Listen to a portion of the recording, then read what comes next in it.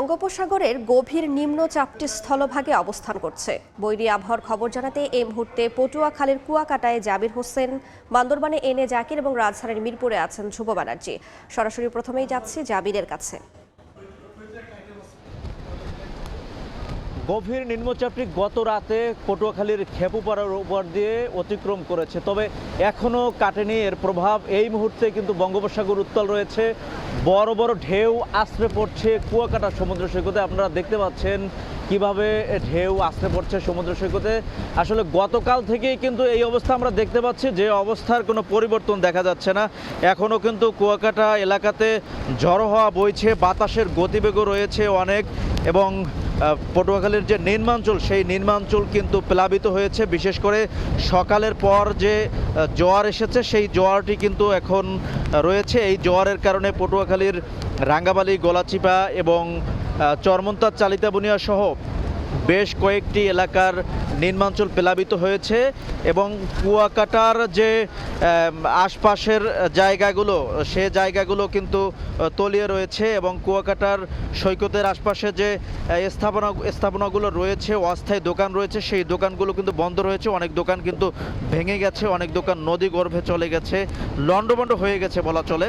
তো কুয়াকাটা সহ আশপাশের যে উপকূলীয় এলাকা, এই উপকূলীয় এলাকায় কিন্তু গত 2-3 দিন ধরেই কিন্তু থেমে থেমে বৃষ্টি হচ্ছিল, এবং গতকাল থেকে কিন্তু একটানা মুষলধারে বৃষ্টি হচ্ছে। সেই বৃষ্টির ধারাবাহিকতা কিন্তু এখনও রয়ে গেছে, এবং কুয়াকাটাতে বড় বড় ঢেউ আসতে পড়ছে।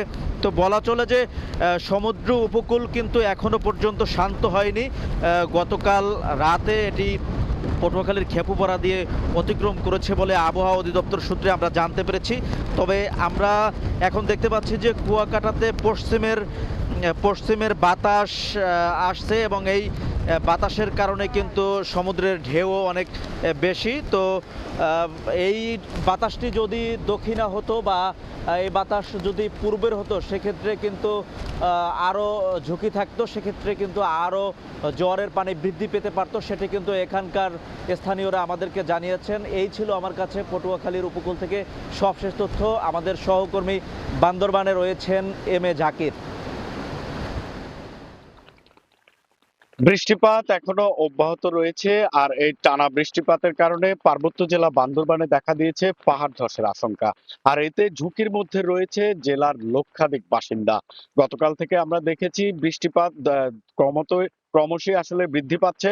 আবহাওয়া অফিসের সাথে আমরা কথা বলেছি। গতকাল সকাল পর্যন্ত কিন্তু যে বৃষ্টিপাত রেকর্ড করা হয়েছে 173 মিলিমিটার বৃষ্টিপাত রেকর্ড করা হয়েছে, এবং আবহাওয়া অধিদপ্তর বলছে আগামীকাল পর্যন্ত কিন্তু এই ভারী বৃষ্টিপাত অব্যাহত থাকবে। তো গতকাল রাত থেকেই কিন্তু দমকা হাওয়া, ঝোড়ো হাওয়া এবং সেই সাথে ভারী বৃষ্টিপাত অব্যাহত রয়েছে। ছাঙ্গু এবং মাতামুহুরীর পানি বৃদ্ধি পেয়েছে। একদিকে যেমন পাহাড় ধসের আশঙ্কা, অন্যদিকে ভারী বৃষ্টিপাত অব্যাহত থাকলে কিন্তু নিম্নাঞ্চল প্লাবিত হয়ে বন্যারও একটি আশঙ্কা রয়েছে। তবে সবচেয়ে বেশি সমস্যা যেটি পাহাড়ের পাদদেশে ঝুঁকিপূর্ণভাবে যেসব বাসিন্দারা বসবাস করছে, প্রশাসন কিন্তু ইতিমধ্যেই তাদেরকে নিরাপদ আশ্রয়ে সরে যেতে পৌরসভার মাধ্যমে, উপজেলার মাধ্যমে মাইকিং করছে। কিন্তু আমরা দেখেছি অনেকের সাথে আমরা কথা বলেছি, তারা কিন্তু ঝুঁকি জেনেও নিজেদের বসত ভিটা ছেড়ে যেতে নারাজ। তারা যেটি বলছে যে আমরা এখান থেকে চলে গেলে আবার বৃষ্টি শেষ হলে কিন্তু আমাদেরকে আবার এখানে আসতে হয়, যেহেতু তাদের স্থায়ী কোনো পুনর্বাসন আসলে না থাকার কারণে, এখানে সমতল ভূমির অভাব, ভৌগোলিক অবস্থানগত কারণে কিন্তু বিশেষ করে দরিদ্র নিম্ন আয়ের মানুষরা পাহাড়ের পাদদেশে পাহাড় কেটে তারা কিন্তু বসতি স্থাপন করে। তো যে কারণে আসলে বর্ষা আসলেই প্রতি বছর টানা বৃষ্টিপাত হলে কিন্তু বিভিন্ন জায়গায় পাহাড় ধসের ঘটনা ঘটে, এবং এতে প্রাণহানির ঘটনাও ঘটে।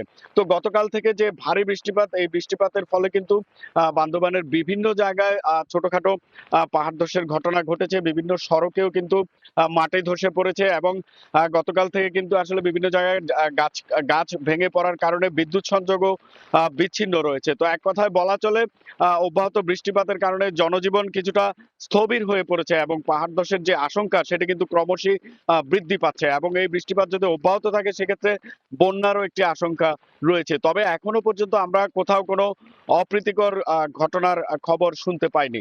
তো এই ছিল আমার কাছে বান্দরবানের পাহাড় ধসের সবশেষ খবর। এখন আমরা চলে যাচ্ছি ঢাকায়।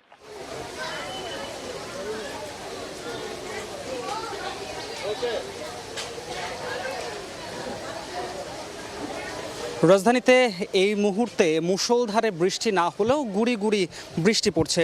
আমরা লক্ষ্য করেছি আজকে সকাল থেকেই বৃষ্টির তীব্রতা কিছুটা কমে যায়, তবে বিভিন্ন এলাকায় মূল সড়কে পানি না থাকলেও ভেতরের যে সড়কগুলো রয়েছে সেখানে কিন্তু এখন পর্যন্ত জলাবদ্ধতা রয়েছে। আমরা রাজধানীর বিভিন্ন এলাকায় ঘুরেছি এবং আমরা এখন যেখানে আছি অর্থাৎ মিরপুর এলাকার এই অঞ্চলটিতে মূলত আজকে সকাল থেকে অর্থাৎ কালকে রাতের ভারী বর্ষণের পর এখন পর্যন্ত কিন্তু পানি জমে আছে। যারা এখানকার এলাকাবাসী আছে তারা বলছে প্রতি বছরই বৃষ্টি হলে এই এলাকাগুলো প্লাবিত হয় এবং পুরো বাড়ি ঘরের মধ্যে পানি ঢুকে যায়। পাশাপাশি তাদের রান্নার কাজ থেকে শুরু করে সব কিছুই কিন্তু ব্যাহত হচ্ছেন। এখন আমরা এলাকাবাসীর সঙ্গে কথা বলেছিলাম, এখানকার অনেকেই বলেছেন গত রাত থেকে এখন পর্যন্ত তারা তাদের চুলায় আগুন জ্বালতে পারেননি। সুতরাং তারা এই বৃষ্টির পর থেকে গত রাতের বৃষ্টির পর থেকে এখন পর্যন্ত কিন্তু মানবেতর জীবনযাপন করছেন বলে তারা আমাদেরকে জানিয়েছেন। পাশাপাশি এখানকার যে পানিগুলো রয়েছে, যে পানিগুলো শুধুমাত্র এখানে যে বৃষ্টির পানি রয়েছে সেই পানি নয়, বৃষ্টির পানি এবং ড্রেনের পানি মিলে উপরে একটি অস্বাস্থ্যকর পরিবেশ কিন্তু সৃষ্টি হয়েছে এবং এই নোংরা পানি তাদের ঘরে প্রবেশ করেছে এবং এই নোংরা পানির সঙ্গেই মূলত তারা এখন বর্তমানে বসবাস করছেন। অনেকেই এখানে আছেন যাদের ঘরে পানি ঢুকে যাওয়ার কারণে তাদের যে আসবাবপত্র আছে সেই আসবাবপত্রগুলো যেখানে উঁচু জায়গা রয়েছে অথবা যেখানে আত্মীয় স্বজনের বাড়ি রয়েছে সেখানে কিন্তু স্থানান্তর করেছেন ইতোমধ্যেই।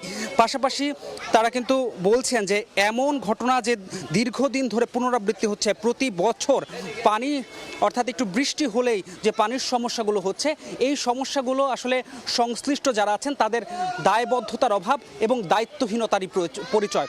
সুতরাং তাদের দায়িত্বহীনতার কারণেই এই যে মানুষগুলো আছে তারা বছরের পর বছর ধরে এই ভোগান্তিতে পড়ছেন বলে দাবি করেছেন কিন্তু এলাকাবাসী। এই ছিল রাজধানীর মিরপুর এলাকা থেকে আমার কাছে সর্বশেষ। এতক্ষণ সরাসরি যুক্ত ছিলাম রাজধানীর মিরপুরে, তার আগে যুক্ত ছিলাম বান্দরবান এবং কুয়াকাটায়।